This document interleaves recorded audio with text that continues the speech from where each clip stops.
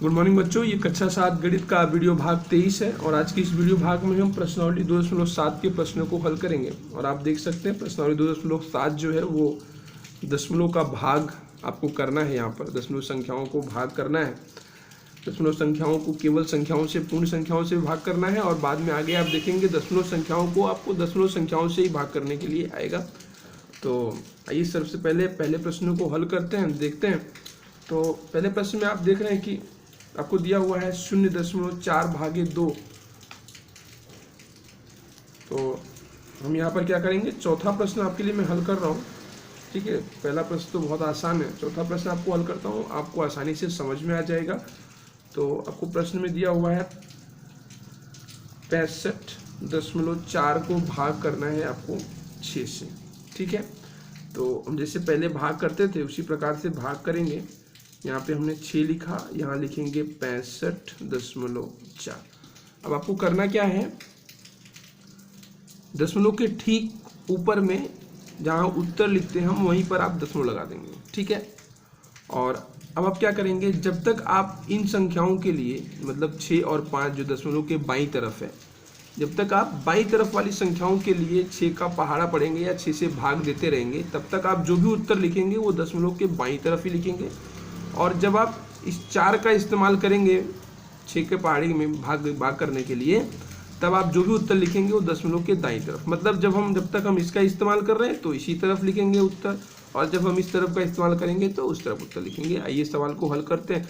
तो सबसे पहला ही अंक जो है वो 6 है। आप देखते हैं कि 6 जो है वो 6 के बराबर है, तो बिल्कुल 6 से भाग दिया जा सकता है।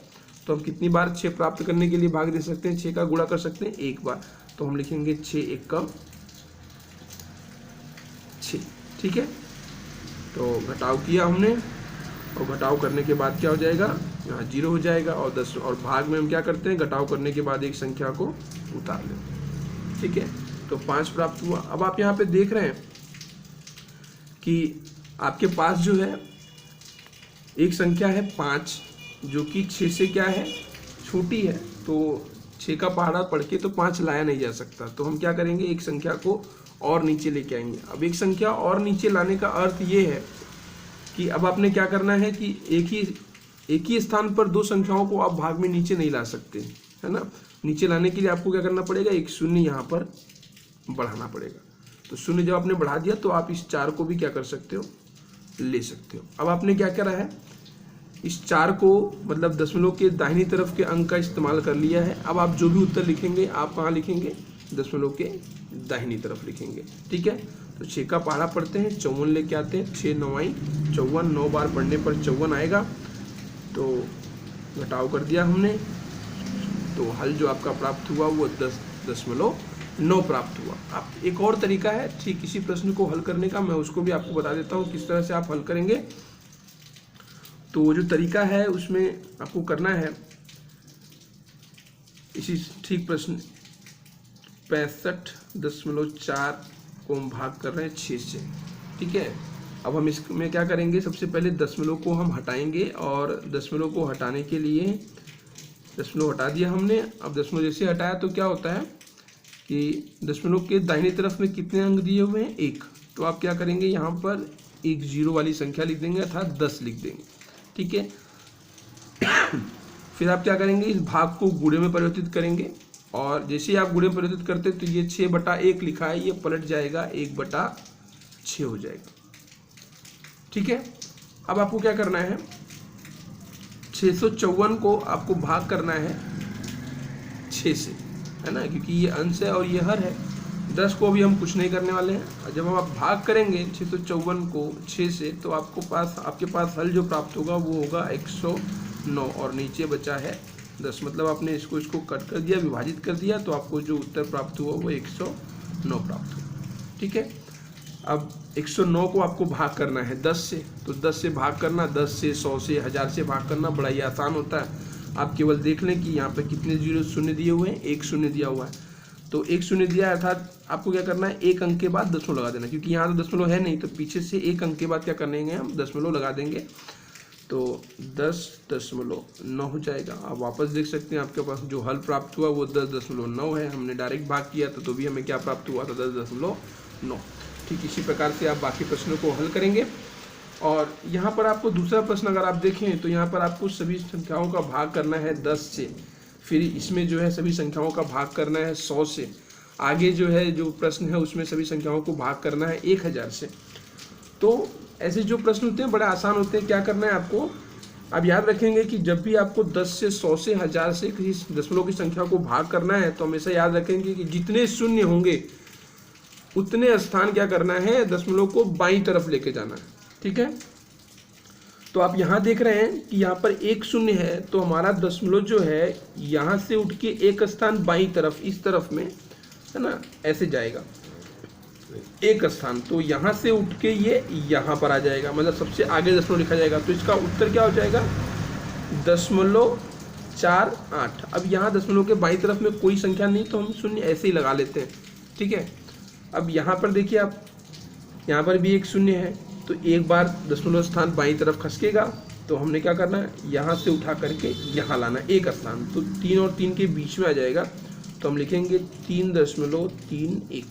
ठीक है, और यहाँ पर अगर लगाएं तो यहाँ से दशमलव उठेगा एक स्थान बाईं तरफ आएगा तो यहाँ पे लिखेंगे 0.397। आगे कोई संख्या नहीं है तो हम क्या कर देंगे, शून्य लगा देंगे।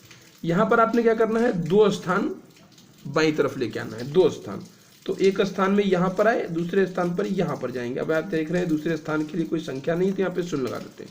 अब कैसे लिखा जाएगा ये संख्या को, 0.027, बाएं तरफ कुछ नहीं है तो शून्य लगा दीजिए। यहाँ पर 2 स्थान हम बाईं तरफ लेके आएंगे, 1 और ये 2, मतलब 4 और 3 के बीच आ जाएगा तो 4.326।